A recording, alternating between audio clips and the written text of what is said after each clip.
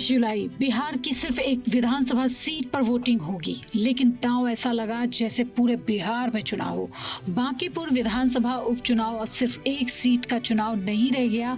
यह चुनाव बीजेपी के राष्ट्रीय अध्यक्ष नितिन नवीन, मुख्यमंत्री सम्राट चौधरी, पूर्व मुख्यमंत्री नीतीश कुमार, विपक्ष के नेता तेजस्वी यादव और प्रशांत किशोर सभी की राजनीतिक प्रतिष्ठा का सवाल बन चुका है।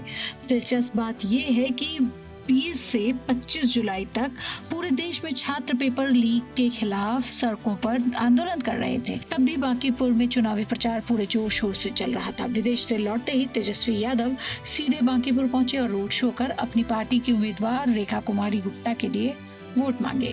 उधर बीजेपी के राष्ट्रीय अध्यक्ष नितिन नवीन भी लगातार अपने पुराने क्षेत्र में डटे रहे। उन्होंने जनसंपर्क किया और दावा किया कि देश का जनजी प्रधानमंत्री मोदी के साथ है।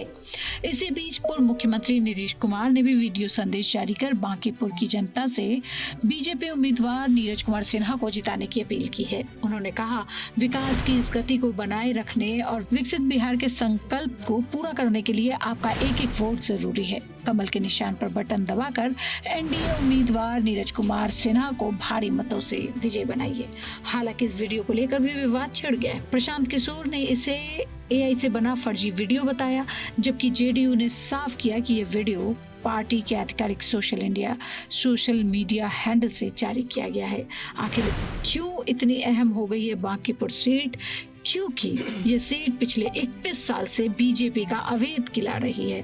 1994 में नवीन किशोर सिन्हा ने यहाँ बीजेपी की जीत की नींव रखी थी। उनके निधन के बाद 2006 में उपचुनाव में उनके बेटे नितिन नवीन विधायक बने और फिर लगातार जीतते रहे। 2025 में बीजेपी का राष्ट्रीय अध्यक्ष बनने के बाद नितिन नवीन राज्यसभा चले गए और इसी वजह से यह सीट खाली हुई।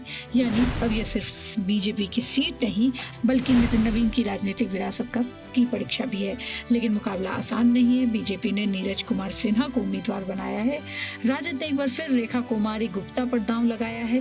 वहीं सबसे ज्यादा चर्चा प्रशांत किशोर की है। अपनी पार्टी बनाने के बाद यह पहला चुनाव है जिसमें वो खुद मैदान में उतरे हैं। अगर जीतते हैं तो उनकी राजनीति को बड़ी वैधता मिलेगी। अगर हारते हैं तो सवाल उठेंगे कि किंग मेकर खुद चुनाव क्यों नहीं जीत पाए। दूसरी तरफ ये चुनाव तेजस्वी के लिए भी कम अहम नहीं है। 2025 के विधानसभा चुनाव में हार के बाद राजद के लिए यह रिकवरी का पहला मौका माना जा रहा है। इसीलिए विदेश से लौटते ही तेजस्वी ने चुनाव प्रचार की कमान संभाल ली और मुख्यमंत्री सम्राट चौधरी के लिए यह सीट प्रतिष्ठा की लड़ाई है। बिहार की सत्ता संभालने के बाद यह पहला चुनाव है जहां बीजेपी अपनी पकड़ और सम्राट चौधरी के नेतृत्व दोनों की परीक्षा दे रही है। यानी एक सीट लेकिन 4 बड़े नेताओं की साख दांव पर।